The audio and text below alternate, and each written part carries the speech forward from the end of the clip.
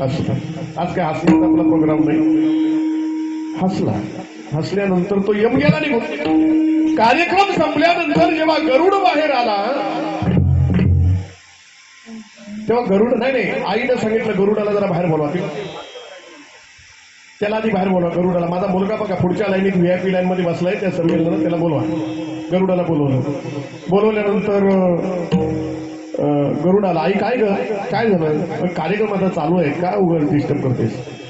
अरे म्हटलं तो सगळ्यात शेवटी यम गेला तो माझ्याकडे बघून हसला. मला जरा त्याच्या हसण्याबद्दल जरा डाऊट आहे. का हसला तो म्हणजे नेहमीसारखा हसला नाही. त्याच्या हसण्याचं काहीतरी जरा वेगळं वाटलं. म्हणलं ठीक आहे बघतो काय. गरुडाने विचार केला ज्या अर्थी यम बघून हसलाय म्हणजे काहीतरी हाय म्हणजे लांब कुठं जाऊ नका.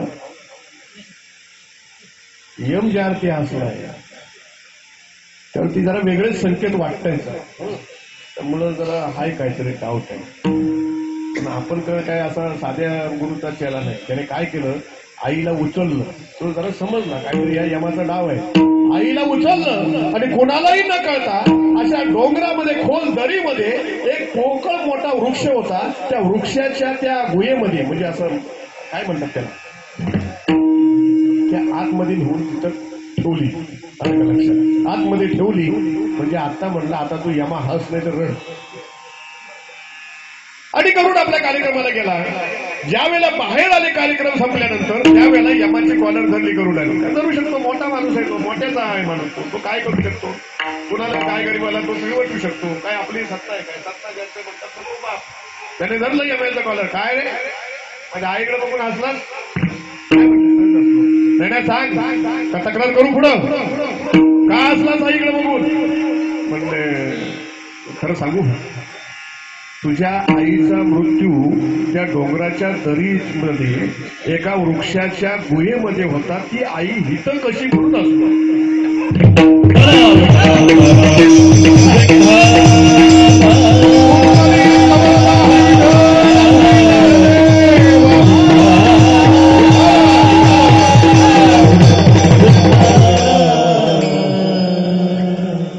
गरुड समजला. त्याने उड्डाण केलं आणि त्या वृक्षाच्या त्या गुहेमध्ये पाहिलं. आई कधीच होणारे न चुके जरी ब्रह्माला आडवा होणार तेव्हा होणार. क्षणभंगूर नाही भरोसा वारे सावधवाया काही न चले गळा पडेल फासा पुढे थोर आहे वरसा. नाशिवंत देह जाणार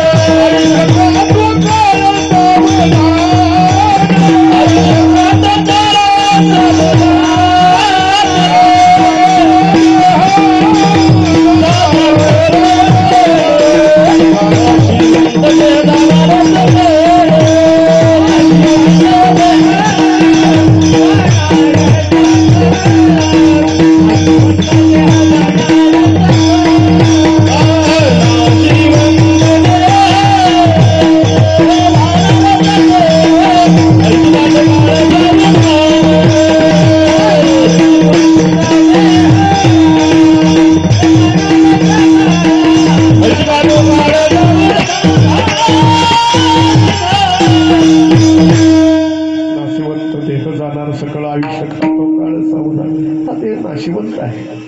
नाश होणं हा याचा स्वभाव आहे बरं का. नाश होणं प्रकार कारण नाशाचे 3 प्रकार आहेत. स्वभाव ना आपला परता नाश आश्रय नाश आणि स्वभाव नाश.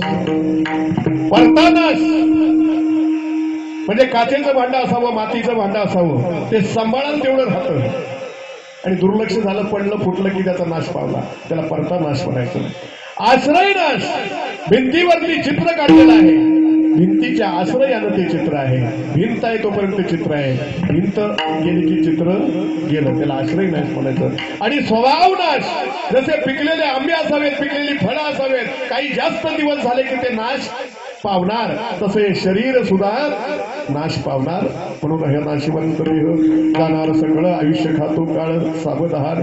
आणि म्हणून या ठिकाणी बरं का गरुडाच्या आईचं देहावसान झालं. तिचा प्रेत उचलून आणलं, घरामध्ये उचलून आणलं. प्रेतासाठी अनेक त्या ठिकाणी मेळाव्याला जमलेले देव सगळे आपोआप भेटले.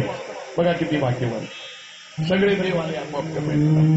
तिथं ज्याच्या पाठीवर जो देव जो जगाचा मालक पिता अमश्य जगतो माता धाता पितामहा तो त्या ठिकाणी भगवान परमात्मा आल्यावर गरुडाला मात्र आपले अश्रू आवरले नाही. देवाच्या पायावर मिठी मारली. देवा माझी आई मला सोडून गेली, माझी आई मला सोडून गेली. देवा मी एवढी वर्ष तुमची सेवा करतो, मी काही मागितलं नाही, काही मागितलं नाही. एक नया रुपया मागितला नाही किंवा द्रव्य मागितलं नाही. मी सेवा करत आलो, कधी तक्रार केली नाही, पगार वाढीसाठी कधी संप केला नाही, काही केलं नाही, सेवा करत आलो. हात जोडून एवढीच मागणी आहे, माझ्या आईला जिवंत करावं, माझी आई मला परत पाहिजे. देवानं गरुडाला समजावलं, अरे बाबा आयुष्यातली शेवट हा सर्वांचा ठरलेला आहे, तो होणारच. बरं का होणारच होणारच होणारच. त्याच्यामध्ये नाही बदल करता येत नाही. निसर्गाच्या नियमामध्ये बदल करता येणार नाही. शांत हो. अरे कोण इथं राहणार आहे? जो आलेला आहे तो सर्व इथून जाणार आहे, जाणार आहे. सगळेजण इथून जाणार आहेत, लक्षात ठेवा. आणि म्हणून महाराज आयुष्य संपल्यानंतर या जीवाने या देहाचा त्याग केल्यानंतर या शरीराची जी अवस्था होते तुकोबराया